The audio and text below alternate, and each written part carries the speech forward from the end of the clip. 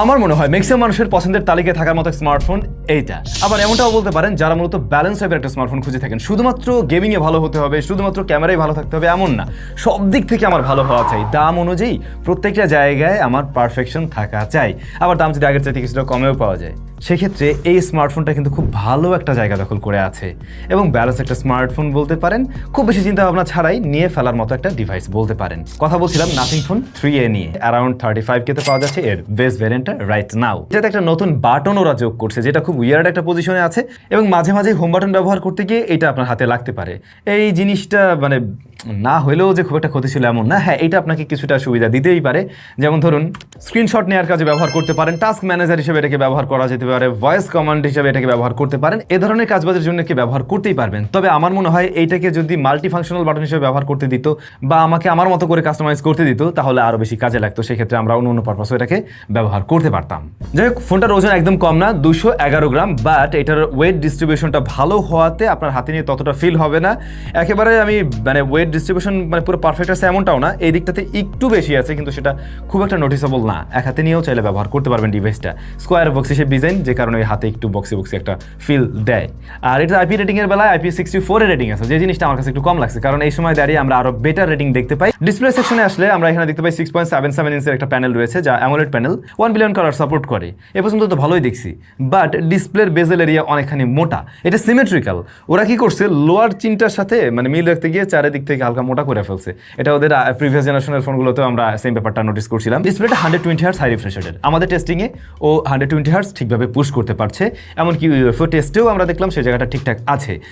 কিছু অ্যাপের ক্ষেত্রে আমি 90 হার্টজ পর্যন্ত লক করতে দেখেছি, তবে 90 হার্টজের নিচে নামতে দেখিনি আর কি। এইটার ব্রাইটনেস কিন্তু ওই যে পিকে যদি যায় একদম, তখন কিন্তু হচ্ছে 3000 নিটস, যেটা আপনি ওই HDR ব্রাইটনেস হিসেবে পাবেন। বাট এমনিতে যখন কিনা আউটডোরে ব্যবহার করছেন তখন কিন্তু এই ডিসপ্লেটা দেখার উপযোগী একটা ব্রাইটনেসই আপনাকে দেবে, মানে একেবারে হেভি সানলাইটেও স্ট্রাগল ফ্রি আপনি এটাকে ব্যবহার করতে পারবেন। হাই PWM ডিমিং পেয়ে যাচ্ছে এখানে আমরা 2160 হার্টজ।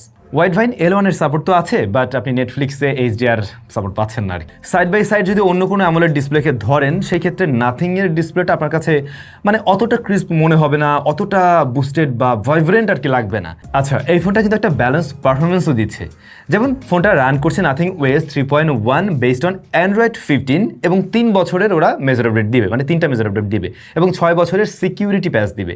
এটাও কিন্তু একটা ভালো প্রমিসিং। অন্যদিকে প্রসেসর হিসেবে রয়েছে Qualcomm Snapdragon 7S Gen 3, যা মূলত 4 nm এর একটি প্রসেসর, এটা ব্যাটারি ডেটাতেও কম বার্ন করে আর কি।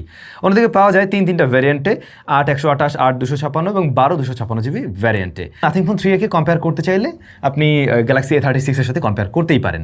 গ্যালাক্সি A36 এর পারফরমেন্স সেকশনের সাথে যদি একে কম্পেয়ার করেন তাহলে অবশ্যই নাথিং ফোন 3A অনেকটা দূর এগিয়ে আছে, কারণ এই ফোনটাতে রয়েছে Qualcomm Snapdragon 6 Gen 3।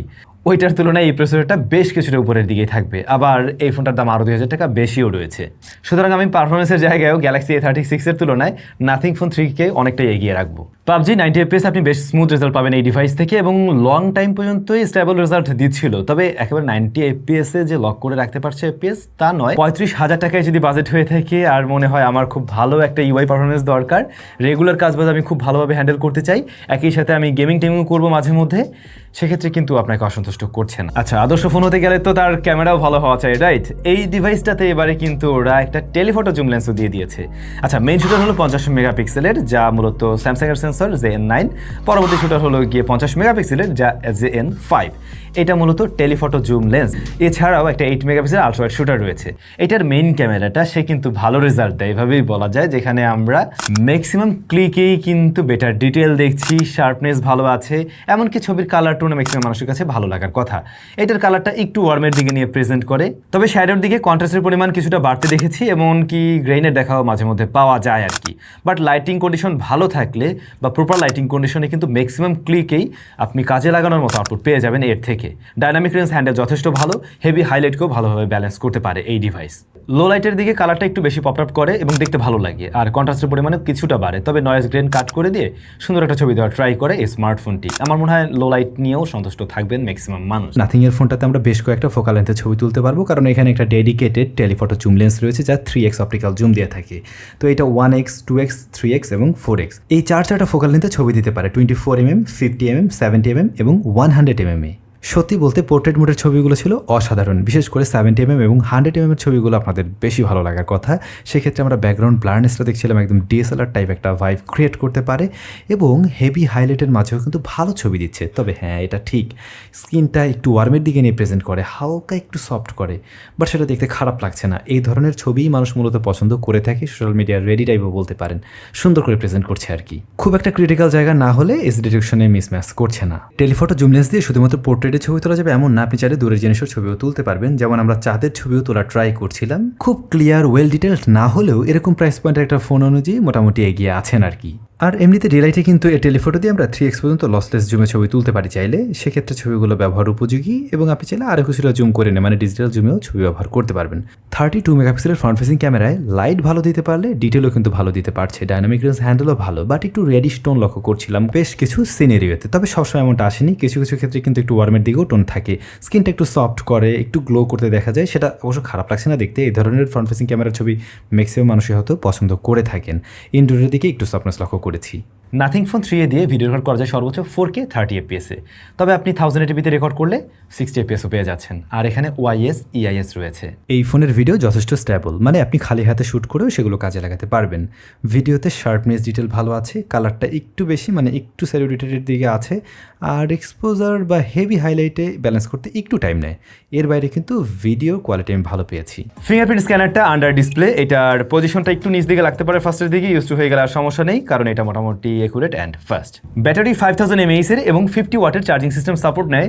বক্সে আপনি কোনো চার্জার কিন্তু পাবেন না, ওটা আলাদা করে আপনাকে কিনে নিতে হবে। এবং নাথিংয়ের চার্জারে যদি কিনে নেন সেক্ষেত্রে মোটামুটি ভালোই টাকা পয়সা খরচ হবে, আর থার্ড পার্টি অন্য কোনো চার্জার কিনে নিলেও নিতে পারেন। বাট 50 ওয়াটের চার্জার দিয়ে এই ফোনকে ফুল চার্জ করতে সময় লেগে যাবে অ্যারাউন্ড 60 মিনিটের মতো, 2-1 মিনিট কম লাগতে পারে আর কি। এটার ব্যাকআপ তো ভালো, একদিন চালাতে পারবেন, আপনি প্রায় 8 ঘন্টার মতো এসওটি পেয়ে যাবেন ঠিকই। এটার হ্যাপটিক ফিডব্যাক ভালো, ব্যাটারিটা ছোট হলেও ব্যাকআপ আপনাকে ডিসেন্ট একটা জায়গায় দিতে পারবে। আর সর্বশেষ এর ইউআই, যে জিনিসটা আপনাকে সন্তুষ্ট করবেই। সুতরাং আমার মনে হয় এই ফোনটাকে অবশ্যই রিকমেন্ড করা যেতে পারে। আপনাদের কাছে কেমন লাগলো নাথিং ফোন 3 কমেন্ট করে জানাবেন। সবাই ভালো থাকবেন, দেখা হচ্ছে নতুন ভিডিওতে।